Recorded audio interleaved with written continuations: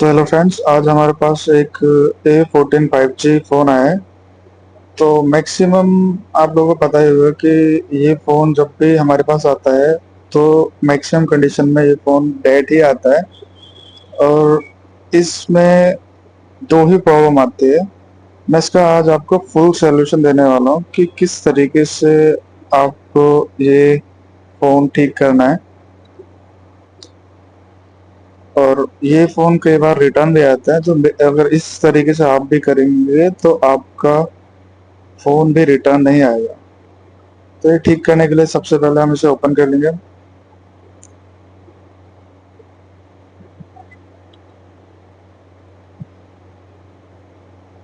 Open करने में थोड़ा सा टाइम लग रहा है। मेरी वीडियो बिल्कुल मतलब प्रॉपर ही होते हैं, इसमें एडिट वगैरह थोड़ा कम ही करता हूँ, जितना भी हो जाए रियल रखने की कोशिश करता हूँ। इसे ओपन करने के बाद सबसे पहले हम इसे डीसी में लगा के चेक कर लेते हैं कि इसमें वही प्रॉब्लम है जो हम लोग के पास मैक्सिमम टाइम आती है या फिर कुछ और प्रॉब्लम आती है। तो मैक्सिमम टाइम ये फ़ोन आपके पास आएगा, डीसी से चेक करेंगे तो इसकी जो रीडिंग है वो स्टक ही मिलेगी। मेरी रीडिंग भी 1390 पे स्टक है। तो आइए चलिए इसे किस तरीके से हम लोग ठीक करेंगे, देखते हैं। इस डीअसेंबल करने के बाद इसे हम लोग पीसीबी होल्डर में लगा लेंगे। पीसीबी होल्डर में लगाने के बाद हम लोग को जो ऊपर की शील्डिंग, सीपीयू की साइड की जो ऊपर की शील्डिंग है, इसे कट करना है।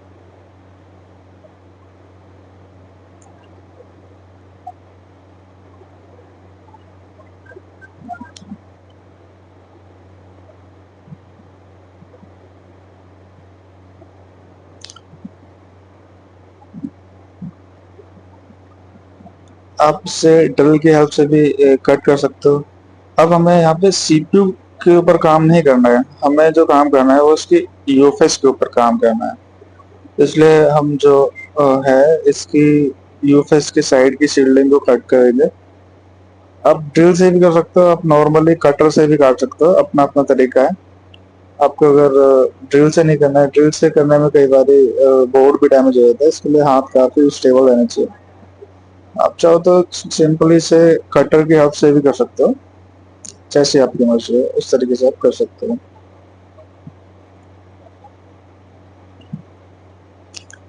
हमें सिर्फ यहाँ पे जो एक यूएफएस है इसके ऊपर की शील्डिंग को हटाना है। और सीपीयू को जो है हम लोग ग्रीन कलर का एक थर्मल पैड आता है, ट्यूबवेल का या फिर अदर ब्रांड से भी आता है, इससे ढक लेना है। क्योंकि इसका पर्पस खाली इतना ही है कि हमें सीपीयू नहीं करना पड़े। तो अब हम क्या करेंगे, 360 हीट रख के एयर को 60 पे रख के हम लोग इसका यूएफएस निकालेंगे। यूएफएस को निकालने का सिंपल तरीका है, यूएफएस के बीच से अगर आप डालोगे स्टेपर तो आराम से चला जाएगा, जैसे कि मैं डाल रहा हूँ। अब से धीरे धीरे करके साइड करोगे तो हट जाएगा इस तरीके से। तो देखिए यहाँ पे हमारा सीपीयू सॉरी ये जो यूएफएस है वो हम रिमूव कर चुके हैं। रिमूव करने के बाद हमें इसके ऊपर का ग्लू साफ कर लेना।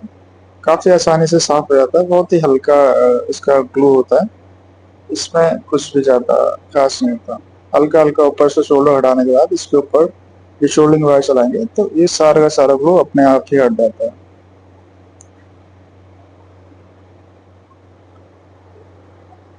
अब देखिए सारा का सारा ग्लू हमारा एक बार में साफ हो गया।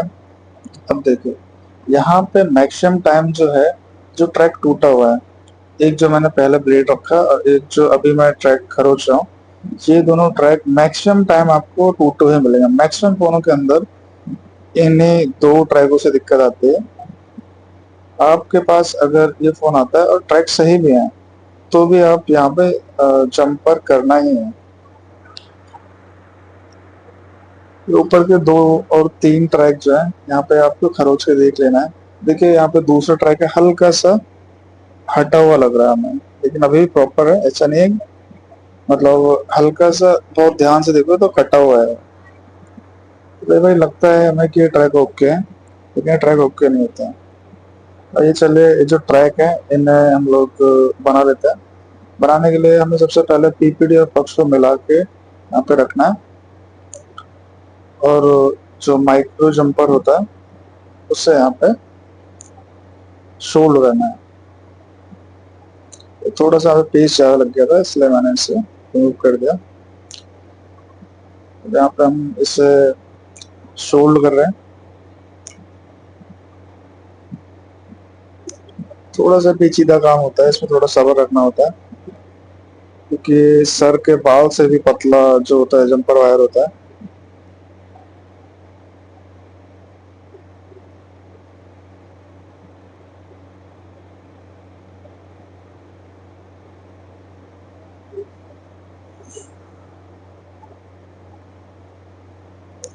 तो हमने जंपर वायर लगा दिया। अब इसके बाद 3 बॉलों जितना जंपर वायर को कट करना है और उसे गोल गोल करके हमें अपनी जगह पे लगा देना है, जो उसकी बॉल की जगह वहां पे लगा देना है।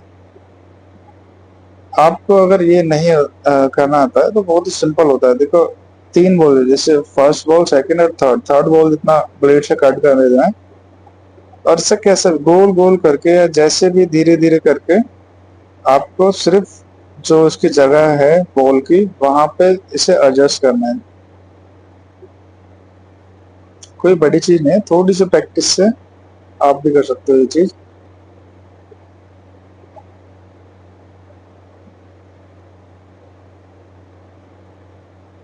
अब देखिए इस तरीके से हमें ये गोल गोल बना के यहाँ पे लगा देना है। इससे माइक्रो जंपर या फिर जलेबी बनाना भी बोलते हैं कुछ लोग। इस तरीके से आपको ये जलेबी बना देनी है। अब यहाँ पे थोड़ा सा यूवी ग्लू लेके लगा देना है।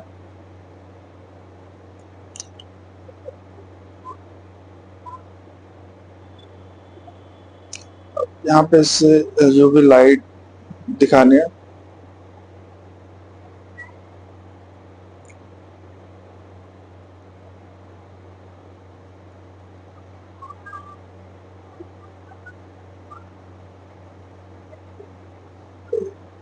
यूवी लाइट लगाने के बाद जो ऊपर का जो हमारा एक्स्ट्रा यूवी लाइट लगी है उसे हटा देंगे।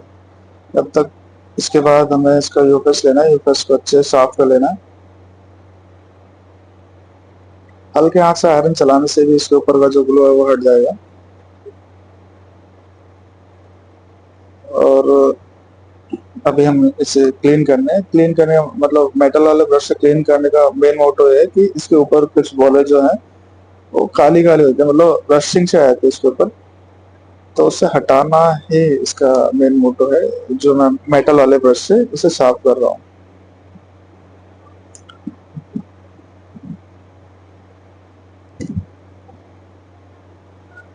देखिए हमारा ये बस साफ हो चुका है। अब हम इसे रिवॉल्व करेंगे कर लेंगे। रोल करना बहुत ही सिंपल काम है। इसे स्टेंसिल के ऊपर सेट करना है और पीपीडी अप्लाई करके हीट कर देना बस।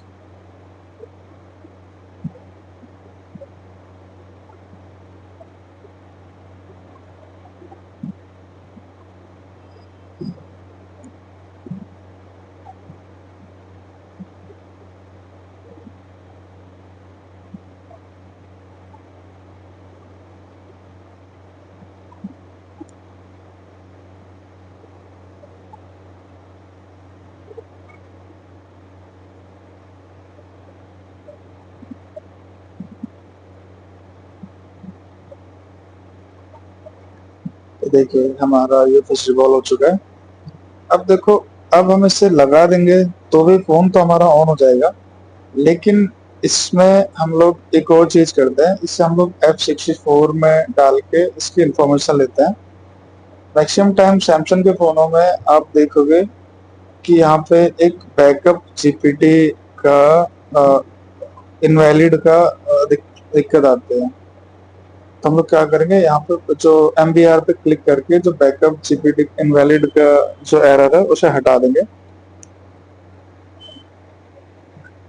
और हटाने के बाद इसे फैक्ट्री रीसेट कर लेंगे। ये ध्यान रखना आप लोग कि जो बैकअप जीपीडी इनवैलिड का एरर हटाने के बाद आपको इसे फुल फैक्ट्री रीसेट करना ही करना है, वरना आपका फोन ऑन नहीं होगा। ना करने के बाद अब हमें इसे बोर्ड में फिक्स कर देना है। इसके ऊपर जो एक्स्ट्रा यूवी ग्लू है उसे हटा लेंगे और हल्के हाथों से, ज़्यादा तेज हाथों को चलाओगे तो ट्रैक दोबारा टूट जाएगा और हमें दोबारा बनाना पड़ेगा। तो थोड़ा सा फ्लक्स अप्लाई करके यूएफएस को हमें बोर्ड में फिक्स कर देना है।